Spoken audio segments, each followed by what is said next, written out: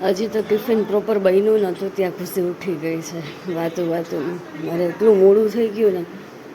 અત્યારે મારે બધું તૈયાર હોય ને બદલે હજી રોટલી બની છે, ભાત તૈયાર થઈ ગયા છે અને મગ વઘાઈ રહ્યા છે. અને આ સાઈડ ખુશીનો નાસ્તો તૈયાર થાય છે. ખુશી સવારે ઉઠીને ઘઉંના લોટનો શીરો ખાય છે, એટલે હું એના માટે એ તૈયાર કરું છું. જો આવી. હા બનાવું હો. તૈયાર જ થાય દીકું. Thank you. ખુશી કાર્ટૂન જોતી હોય પણ હું કંઈક કામ કરું એટલે ખુશીને કામ કરવા આવવું જ જોઈએ. એક સાવેણી લઈએ ને એટલે બીજી સાવેણી દેવી જ પડે. સાવેણી હોય, રોટલી કરતી હોય, ચોપગ ભરાડો વાળે નહીં પણ લઈ લઈને હારે એવી ફરશે ને. હારું હાર કામ કરવું હોય. કેમ ખુશી? બધું કામ કરવા લાગવું પડે ને મમ્માને. હા, શું થયું? આ કોને કાઢી નાખ્યું? પછી બપ થઈ જાય ને ખુશી. કોણ બપ થઈ જાય? હે? હા.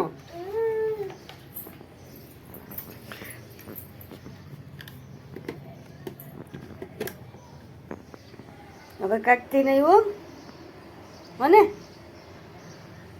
શ્રી રામ. હવે નો અગતી પાછી બપ થઈ જઈશ. હું આ સાવેણી લઈશ ને એટલે એ સાવેણી લેવી જઈશ. મારે સાવેણી લેવાની હતી કાલે પણ માર્કેટમાં ગઈ પણ ભૂલી ગઈ કે મારે ઓલી સાવેણી છે ને જે ખરાબ એનથી વાળવાનો વારો આવે ને હું આ સાવેણી સારી છે ને એ વાપરીશ ને તો એ બેનને એનથી પ્રોબ્લેમ થશે. સારી વસ્તુ એને જ જોતી હોય. Hello, good morning. ખુશી સૂઈ ગઈ છે. હું સવારનું ગુડ મોર્નિંગ કરી નથી શીખી એટલે હું અત્યારે કરું છું. મેં જમી લીધું છે, ખુશીને જમાડી અને સુવડાવી અને હવે હું કિચન ક્લીન કરું છું. પ્લેટફોર્મને થોડું ઘણું જે બાકી રહીને હું અત્યારે કરું. ખુશી સૂઈ જાય ને પછી તો આરામથી થાય, કેમ કે ખુશી વચ્ચે એટલી બધી આવે ને કાં કંઈક એને ટીવીમાં કરવું હોય કાં આવીને પગમાં ચોંટી જાય એવું કંઈક ને કંઈક ચાલુ જ હોય. એટલે થોડું ઘણું જે બાકી રહીને એ રહેવા દઉં અને પછી ખુશી આવે ને સૂઈ જાય ને પછી હું મારું કામ ચાલુ કરું. તો હાલો હવે પ્લેટફોર્મ ક્લીન કરી નાખીએ. દૂધ ગરમ કરવાનું બાકી હતું. કામ થોડા ઘણા જ હોય પણ એટલી વાર લાગે ને ત્યાં તો એ ઉઠી પણ જશે. મારે સુવાનો ટાઈમ જ નહીં રહે. અહીં ગોળાનું પાણી ભરાશે ને ત્યાં જ અડધી કલાક તો થઈ જશે. ત્યાં હું મારો મી ટાઈમ એન્જોય કરું. હું મોબાઈલ જોઈશ, થોડીક વાર વ્લોગ બનાવીશ અને વિચારું છું કંઈક કબાટ સેટ કરવાનું. કેટલા દિવસથી વિચારું છું પણ હજી સુધી કંઈ કબાટ સેટ થયું નથી. લગભગ એક વીક તો આરામથી થઈ ગયું હશે પણ હજી કબાટ સેટ થયો નથી. હવે આજ સાંજે થાય કાં કાલ સવારે બદલાથી જોઈએ. આજ થઈ જાય તો સારું. હું ક્લીન થઈ ગયું પ્રોપર. હવે આ 2-4 ટોપ છે, 2-3 એ જ ક્લીન કરવાનું બાકી છે. બાકી આ બધું પ્લેટફોર્મ તમે બધું ક્લીન કરી નાખીશ. પડદા બધા બંધ છે એટલે થોડુંક અંધારું લાગતું હશે. બાકી પ્રકાશ એટલો બધો આવે ને અમારા ઘરમાં, ચારેય બાજુથી પ્રકાશ જ ખુશીનો છે. પૈસામાં એને ક્યારેક દૂધ આપું છું, રેગ્યુલર દૂધ નથી આપતી કેમ કે એને ડૉક્ટરે ના પાડી છે દૂધ દેવાની. એટલે મને તો માઇન્ડસેટ એવો જ થઈ ગયો છે કે હવે ના પાડી છે તો શું કામ ને ખોટી રીતે એને દૂધ આપવું. પણ ક્યારેક એવું હોય કે રાત્રે સરખી જમી ન હોય તો હું આપું છું.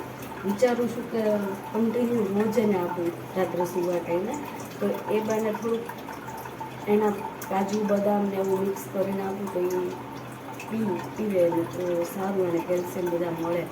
દૂધને સિવાય તો એને કેલ્શિયમ શેમાંથી મળવાનું? પણ ડૉક્ટરે એને સાવ ના પાડી છે. એને મતલબ એ તો એવું જ કહે છે કે કોઈ પણ છોકરાને તમારે દૂધ આપવાનું જ નહીં. દૂધ નહીં આપવાનું અને ફ્રૂટ નહીં આપવાનું તો તમે ક્યારેય હોસ્પિટલના ચક્કર નહીં ખાઓ કે માંદા પડશે ને બીમાર નહીં પડે છોકરા. ખબર નહીં એવું શું કામ કહે છે. મેં બીજા ડૉક્ટરને પૂછ્યું જે અમારા એમડી નથી પણ MBBS છે, જે અમે એને તાવ કે શરદી થઈ હોય ને ત્યારે એને બતાવવા જતા હોય. એને પૂછ્યું તો એ પણ એવું જ કહે કે દૂધ તો અપાય જ નહીં, દૂધના હિસાબે જ વધારે માંદા પડે. એનું રીઝન શું હોય? મને તો એવું લાગે છે કે હવે બધું ભેળસેળવાળું હોય અને ગાયને બધાને ઇન્જેક્શન આપે છે એના લીધે હોય કે વધારે દૂધને ફેટ વધારી લે કે ફેટ કાઢી લે એવું કંઈક સમથિંગ હોઈ શકે, કંઈ ખબર નથી.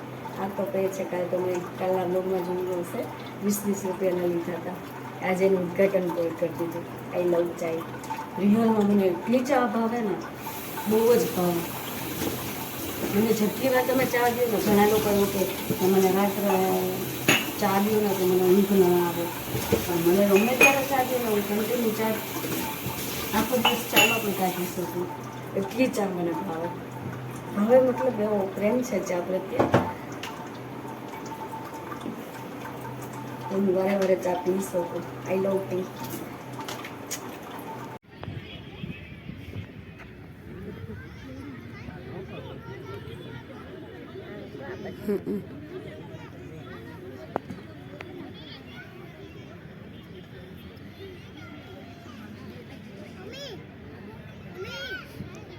હાલ નથી કા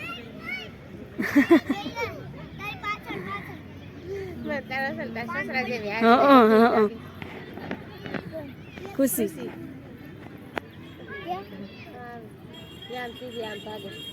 ત્યાંથી ચડવાની જ કરશે સીધી.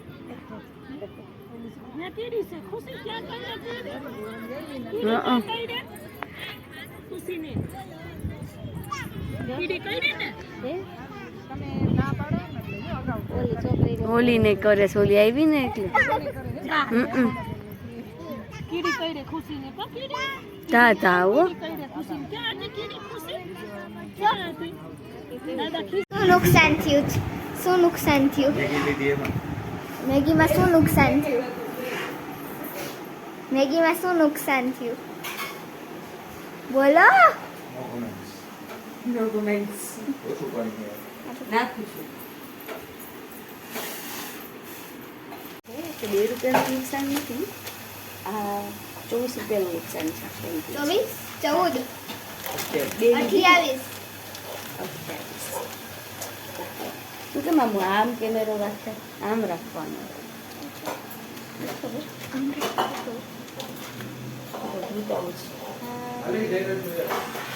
આમ કરીશ. ઓય હાય કલો હાય.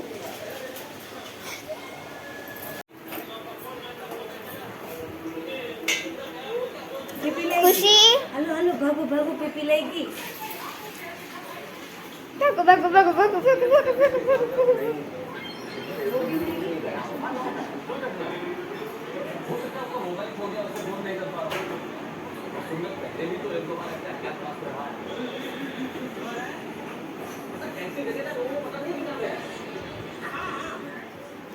તો ગાઈસ અહીંયા અંદર આપણી આવી ગઈ છે મેગી ને મામી ગયા છોડીને હાથ જોવા, ત્યાં લગીને આપણે કરીશું.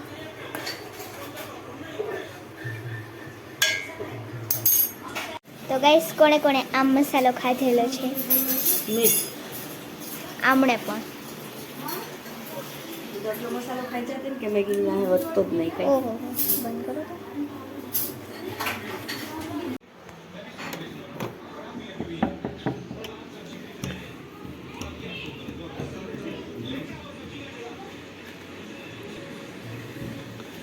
ખલો ખલો ખલો. આ કોણ આવ્યું? શું રમો છો? ઘર ઘર રાઈડરમાં શું કરે છે ખુશી? ખુશીની બાઈક છે અહીંયા બધા ફુગા ગાઈસ, તો જો મેં સાચવીને રાખેલા છે બધાને. યે આ હમારા ખજાના. ચાલો તો રમો, અમે નાસ્તો કરી લઈ. Bye bye bye. વસ્તુ મેં લીધી ને બિચારી હીરે એક જ વસ્તુ લીધી. કેમ એવું કર્યું? દયા ખાધી મામા ઉપર. મેં બધી ક્યુટ ક્યુટ વસ્તુ જ લીધી. આ નાનું એવું બ્રશ, આજો મિની ડસ્ટબિન, આ નાનું નાનું ડસ્ટબિન ક્યુટ. આ ઓલું ચોટાડવાનું હેંગર. પછી આ લીધું મેં. આ બે સેમ આવ્યું હોય નહીં.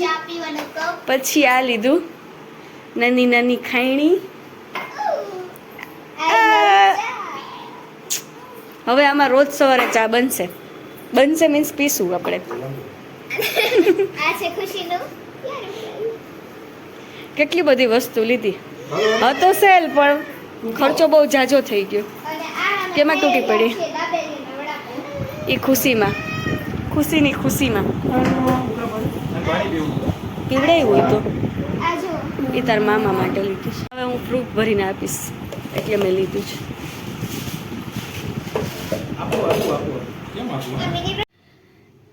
Thank you everyone.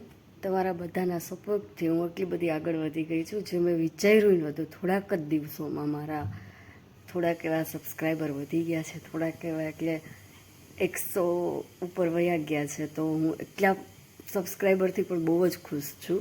તમારા બધાનો એટલો સપોર્ટ રહ્યો ને કે હવે હું વિચારું છું કે હું રેગ્યુલર વ્લોગ નાખીશ. થોડું થોડું જ હું નાખતી હતી, રેગ્યુલર હું હતી નહીં, પણ હવે હું વિચારું છું કે હું રેગ્યુલર થઈશ. કાલનો વ્લોગ મારા માટે અધૂરો રહી ગયો, પૂરો ન કરી શકી, એના માટે સોરી. અને હવે ટ્રાય કરીશ કે હું પૂરેપૂરો વ્લોગ કન્ટિન્યુ કરી અને તમારા સુધી લાવી શકું. અને બને એટલી કોશિશ કરીશ કે હું રેગ્યુલર રહીશ. એનાથી વધારે હું કંઈ નથી કહેવા માગતી. ને દિલથી થેન્ક યુ તમારા બધાનું. કાલનો બ્લોગ અધૂરો રહી ગયો હતો એના માટે હું દિલથી સોરી કહું છું. અને આ ક્લિપ હું એમાં એડ કરી અને આજ પોસ્ટ કરીશ. મારું કંઈ ફિક્સ ટાઈમ નથી ક્યારે અપલોડ કરું, કેમ કે ખુશી નાની છે. એનું બધું શેડ્યુલ હું કાંઈ વીખવા માગતી નથી, કેમ કે એનું શેડ્યુલ વિખાય છે ને તો એની તબિયત ખરાબ થઈ જાય છે. એના માટે થઈને એનું કાંઈ શેડ્યુલ એનું પહેલેથી ફિક્સ છે. એના માટે પણ હું તમને બ્લોગ બનાવીશ એક, એમાં હું બતાવીશ કે એનું શેડ્યુલ શું છે, એનું ઉઠવાનું રૂટીન, એનું આખું રૂટીન બતાવીશ કે એનું એક્ઝેક્ટ ટાઈમ ઉપર એનું બધું શેડ્યુલ હોય છે. જમવાનું પણ બધું ટાઈમ ટુ ટાઈમ હું કરાવું છું. એટલે હું કાંઈ વીખવા નથી માગતી. એટલે મારા ટાઈમમાં કાંઈ એડજસ્ટ નહીં હોય, ગમે ત્યારે વ્લોગ આવશે. એટલે તમે ખાસ સબસ્ક્રાઈબ કરજો અને બેલ આઇકનને દબાવવાનું ભૂલતા નહીં, કેમ કે હું ગમે ત્યારે પોસ્ટ કરું છું એના માટે. Thank you, by.